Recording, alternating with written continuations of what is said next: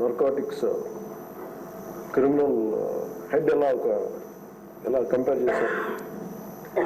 Criminal mind సెట్తో ఉన్న వ్యక్తులు కనుక రాజ్యాన్ని వెళ్తే వాళ్ళు దేనికి గౌరవం ఇవ్వరు, వ్యవస్థలకు గౌరవం ఇవ్వరు, రాజ్యాంగ విధానాలకు గౌరవం ఇవ్వరు, ఎవరైనా బలి చేయరు.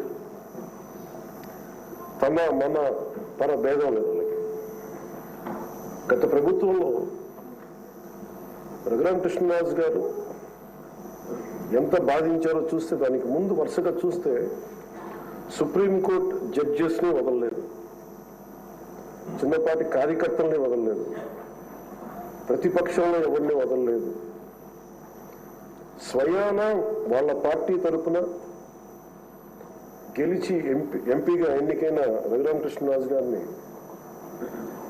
విధానాలతో విభేదించి ఆయన ఎంత ఇబ్బంది గురి చేశారో, శారీరకంగా, మానసికంగా, అన్ని రకాలుగా. ఒక ఎంపీకి ఒక తీసుకెళ్ళి అరెస్ట్ చేస్తారు, ఏదో ఇబ్బంది పెడతారు, అట్లా ఏదో అనుకున్నాం. కానీ ఆయన మీద ఒక 3rd degree మెథడ్స్ వాడటం, బెదిరించడం. ఆ రోజున గౌరవ ముఖ్యమంత్రి కోసం నేను కూడా స్పందించాను. భయం వేసింది మాకు, ఆయనకి ఏం జరుగుతుందని చాలా ఆవేదన కలిగింది. చాలా బలమైన ఇబ్బందులు ఎదుర్కొన్నారు. నాకు నిజంగా ఆ రోజున అనిపించింది,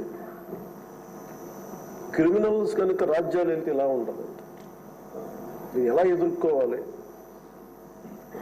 సో ఈ ప్రభుత్వం తాలూకు వ్యతిరేక ఓటుని చీలనివ్వకూడదన్న నా ఆకాంక్ష ఈ రోజున మిమ్మల్ని ఈరోజు డిప్యూటీ స్పీకర్ పదవిలో చూస్తుంటే నిజంగా నేను ఆ రోజు నా ఆవేదన, నా ఆక్రోశం ఈరోజు మీ రూపంలో డిప్యూటీ స్పీకర్గా మీరు ఉండటం నాకు నిజంగా చాలా చాలా ఆనందంగా ఉంది. ఇక్కడ మొన్న ఆ రోజు మీరు కూడా ఉన్నారు, మనం సభ ప్రారంభమైనప్పుడు దాదాపు ఇక్కడ ఉన్న సభ్యులందరూ కూడా దాదాపు 80% సభ్యులు, మన అచ్చెన్నాయుడు గారి దగ్గర నుంచి, మీ దగ్గర నుంచి, చంద్రబాబు నాయుడు గారి దగ్గర నుంచి అందరూ కూడా ఏదో ఒక రకంగా క్షోభ అనుభవించిన వాళ్ళు, బాధలు అనుభవించిన వాళ్ళు, సోషల్ మీడియా అబ్యూస్ని భరించలే. నాటి 100% అందరూ ఏదో ఒక విధంగా సోషల్ మీడియా అబ్యూస్ అయితే జరిగింది. ఇలాంటి పరిస్థితుల్లో మనందరం కలిసికట్టుగా ఉండి ప్రజాస్వామ్యాన్ని కాపాడినందుకు మనస్ఫూర్తిగా ఈ సభకు నేను మనస్ఫూర్తిగా ధన్యవాదాలు చెప్పుకోండి మీతో.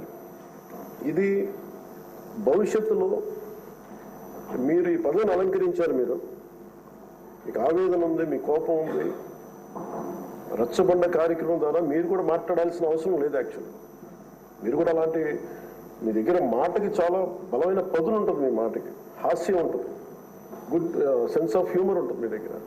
కానీ రచ్చబండ అనే ఒకటి కార్యక్రమం మీరు ప్రారంభించాలి అంటే ఎంత విసిగిపోతే మీరు ప్రారంభిస్తారు, ఎంత నిస్సహాయత ఉంటే ప్రారంభిస్తారు. నేను చాలాసార్లు అనుకుని, ఇంత అడ్డగోలుగా క్రిమినలైజేషన్ ఆఫ్ పాలిటిక్స్ జరిగితే ఎవరో రారాలు అనుకునేవాడిని. నేను ఎప్పుడు ఒకటే నమ్మాను, సైంటిఫిక్ మన Newton's third law, for every action there is an equal and opposite reaction అని. అలాగే కర్మ ఎవరిని వదలదని. మిమ్మల్ని ఎవరైతే మీకు అడుగు పెట్టనివ్వం, మీ నియోజకవర్గంలో మిమ్మల్ని అడుగు పెట్టనివ్వం, మిమ్మల్ని అడుగు పెట్టనివ్వం అని చెప్పి ఛాలెంజ్ చేసిన వాళ్ళు ఈరోజు అడుగు పెట్టలేకపోయారు. కర్మ అంత బలంగా ఉంది. 56,777 ఓట్లతోటి దాదాపు 59.80% ఓటుతోటి గెలిచి మీరు ఎమ్మెల్యేకి వచ్చారు ఉండి నియోజకవర్గం. ఈ రోజున వాళ్ళకి వైనాట్ 175 అలా అన్న మాటల దగ్గర నుంచి కానీ ఈ రోజున అడుగు పెట్టడానికి కూడా భయం ఉంది. మిమ్మల్ని ఎదుర్కోవాలంటే భయం. ఎందుకు మనం వ్యవస్థల్ని కాపాడాలి, ఎందుకు రూల్స్ పాటించాలి అంటే, మనిషి అధికారం మదం ఎక్కి అహంకారంతో ఉంటే ప్రకృతిలో ఏమీ జరగదు, ఏమి అనుకోవడానికి లేదు. దానికి నిదర్శనమే సభ, దానికి నిదర్శనమే మిమ్మల్ని ఎంత హింసించి మీరు డిప్యూటీ స్పీకర్గా 14 ఏళ్ళు సుదీర్ఘమైన అనుభవం ఉండి ఒక నవ నిర్మాణాన్ని, సైబరాబాద్ లాంటి ఒక కొత్త నిర్మాణాన్ని, సిటీని నిర్మించిన ఒక అనుభవజ్ఞులు, ఆయన ఇబ్బందులు పాలు చేసి జైల్లో పెట్టి నలిపి, నాకు చాలా భయం ఉండింది. మిమ్మల్ని అరెస్ట్ చేసినప్పుడు మీరు ఎట్లా వస్తారో బయటకు, అంత భయం ఎలా ఉండిందో. గౌరవ ముఖ్యమంత్రి గారిని ఆ రోజున అరెస్ట్ చేసినప్పుడు నాకు చాలా ఆవేదన ఉండింది. ఏం జరుగుతుందో లోపల, ఏం చేస్తారు? ఒక ఎంపీగా మిమ్మల్ని ఇలా చేయగలిగినప్పుడు ఆయన్ని కూర్చోబెట్టి రాష్ట్రంలో ఏమేం చేస్తారన్నది నిజంగా ఆవేదనది ఆ రోజు తగులుకు నాకు అనిపించింది. ఈ రోజున అందరం బయటకు వచ్చి నిలబడ్డాం. దేనికి? ఇది ఒక చంద్రబాబు గారి కోసం, మీకోసం, ప్రజాస్వామ్యాన్ని నిలబెట్టాలని. ప్రజాస్వామ్యం it should be eternal vigilance. మనకి ఎటర్నల్ అంటే నిరంతర పహారా లేకపోతే మనకి సరిహద్దుల్లో మన హద్దుల్ని ఎలా కాపాడుకుని నిరంతర పహార అవసరము. ప్రజాస్వామ్యాన్ని కాపాడుకోవడానికి నిరంతర పహార అవసరం. అందుకని మేమందరం eternal vigilance is essential for democracy. మేమందరం బయటకు వచ్చి ప్రజాస్వామ్యాన్ని కాపాడుకోవడానికి మనందరం పడ్డ తపన ఈ రోజున ఈ సభ నిలువెత్తు నిదర్శనం. ఈ రోజు మీరు ఖచ్చితంగా మీరు సభా గౌరవాన్ని నిలబెట్టాలని మనస్ఫూర్తి. మీ విట్టు కోల్పోకండి, మీ సెన్స్ ఆఫ్ హ్యూమర్ కోల్పోకండి.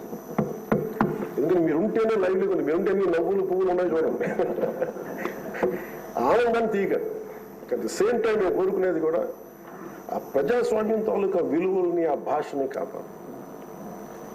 సభల్లో భాష దిగజారిపోతే అది రోడ్ల మీదకి వెళ్ళిపోతుంది ఈరోజు. అంటే ఎవరు ఏం మాట్లాడుతున్నారో ఇష్టం వచ్చినట్టు మాట్లాడి, బూతులు తిట్టి, మేము ఇళ్లలోకి వచ్చి మీ ఇంట్లో మీ ఆడపడుచుని రేపులు చేస్తాం, మీ పిల్లలు ఎలా అంటాం. అడ్డగోలు ఈరోజు ఇంతమంది మాట్లాడుతున్నారంటే దానికి చట్టసభల్లో నుంచే ఆ కదలిక మొదలు. ఆ హుందాతనం పోయింది సభలో. తిరిగి మీరు డిప్యూటీ స్పీకర్గా, అయ్యన్న పాత్రుడు గారు స్పీకర్గా ఆ హుందాతనాన్ని మీరు తిరిగి తీసుకురావాలి. ఒకటో రెండు సందర్భాల్లో మనం వచ్చినప్పుడు ఎవరో ఒక మాట ఏదో అంటే గౌరవ ముఖ్యమంత్రి చంద్రబాబు నాయుడు గారు ప్రత్యేకించి చేయొద్దు, మళ్ళీ ఇంకా అలాంటి కల్చర్ తీసుకురాకండి, అది అయిపోయింది గతం. సో అది మీరు మనస్ఫూర్తిగా దాన్ని పాటించి ఈ సభ గౌరవాన్ని నిలబెట్టాలని కోరుకుంటా ఉన్నాను. ఒకటే ఒక విన్నపం అధ్యక్ష స్థానంలో కూర్చున్న మీకు, మీ టెన్యూర్లో అయ్యన్న పాత్రుడు గారు మీ టెన్యూర్లో కరెక్షన్ మొదలవ్వాలంటే భావ ప్రకటన, భావ స్వేచ్ఛ మీద ఇష్టానికి మాట్లాడేస్తూ ఉన్నారు అందరూ. మనకి గౌరవ మంత్రి లోకేష్ గారిని బదులు పెడతారు. ఏదన్నా అంటే భావ ప్రకటన, భావ స్వేచ్ఛ అంటారు. దీనికేదో ఒక ఫైనల్ కరెక్షన్ ఈ సభలో జరగాలని కోరుకుంటున్నాను.